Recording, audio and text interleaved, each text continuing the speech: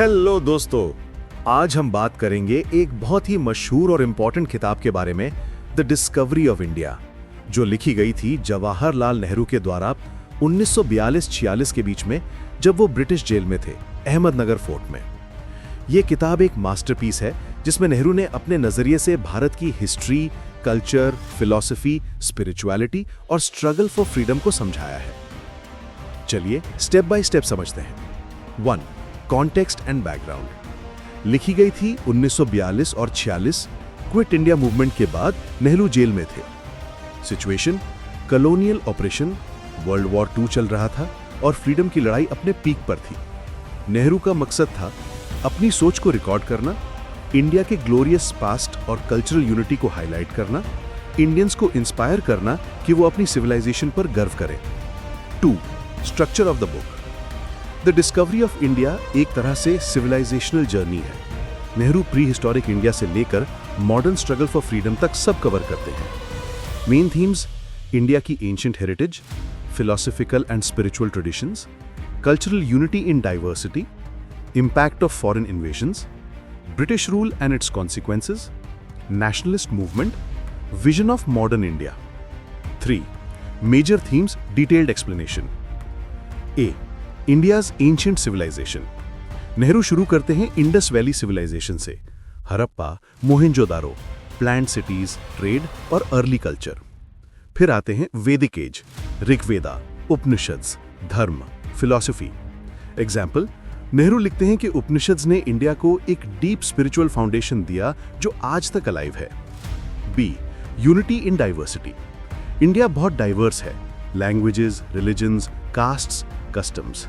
लेकिन नेहरू कहते हैं एक इनविजिबल थ्रेड ऑफ यूनिटी हमेशा रहा है: spirituality, tolerance and share traditions. Example, despite invasions जैसे ग्रीक्स, हंस, टर्क्स, मुगल्स, इंडिया ने हर चीज को अब्सॉर्ब किया और अपनी आइडेंटिटी प्रिजर्व की। C. Contributions of different religions and cultures. Buddhism, spread of peace and non violence across Asia. Jainism, ahimsa and truth. Islam brought new architecture, music, administration. Christianity, service and education. Nehru इसको एक Confluence of cultures बोलते हैं। D.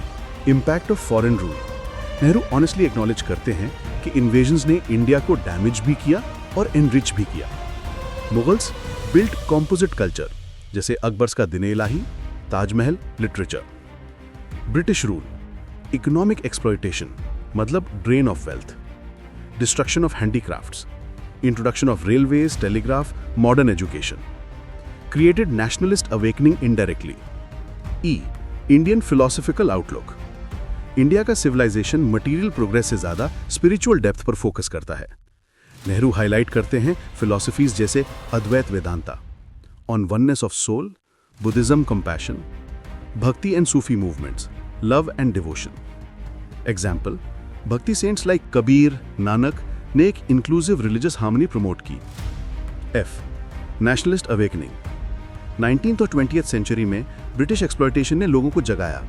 Social reformers जैसे राजा राम मोहन रॉय, स्वामी Vivekananda, freedom fighters जैसे गांधी, तिलक, Subhash Bose. Nehru himself Gandhi से deeply influence थे और उन्होंने गांधी को सिंबल ऑफ इंडियाज सोल कहा। G. Nehru's vision of modern India. Science and rationality. India को मॉडर्नाइज करना है। डेमोक्रेसी एंड सेक्युलरिज्म, सबको equal rights. Industrialization plus social justice, poverty और इनइक्वालिटी को खत्म करना है। Unity with diversity, regional cultures को रिस्पेक्ट करना लेकिन एक इंडियन आइडेंटिटी मेंटेन करना। 4. Nehru's style of writing.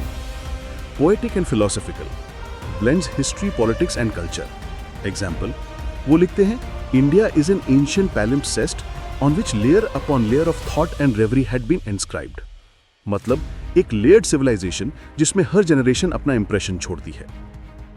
5. Relevance today. National integration. जब आज भी कास्ट, रिलीजन, लैंग्वेज के इश्यूज होते हैं, नेहरू का unity in diversity concept relevant है। सेक्युलरिज्म, मल्टीपल फेथ्स को रिस्पेक्ट करना। साइंटिफिक टेम्पर, सुपरस्टिशन के against rational outlook. Cultural pride, अपनी हिस्ट्री को जानना और सेलिब्रेट करना। 6. Criticism of the book. Some scholars कहते हैं नेहरू थोड़ा रोमांटिसाइज करते हैं इंडियन कल्चर को। मार्क्सिस्ट हिस्टोरियंस बोलते हैं कि उन्होंने सोशियो इकोनॉमिक एक्सप्लॉयटेशन को उतना हाईलाइट नहीं किया जितना कल्चर को। लेकिन as a political philosophical reflection ये बुक एक मास्टरपीस है। 7. Legacy of the book. Freedom fighters को इंस्पिरेशन मिली इससे। आज भी यूनिवर्सिटीज और सिविल सर्विसेज में इसको एक रेफरेंस टेक्स्ट माना जाता है। कंक्लूजन। दोस्तों, द डिस्कवरी ऑफ इंडिया एक सिंपल हिस्ट्री बुक नहीं है, ये एक सफर है भारत के प्राचीन युग से लेकर आजादी की लड़ाई तक। ये किताब बताती है कि हमारी सिविलाइजेशन एक रिवर की तरह है जो कभी रुकती नहीं, कभी खत्म नहीं होती, सिर्फ नए रंग और नए प्रवाह लेकर चलती रहती है।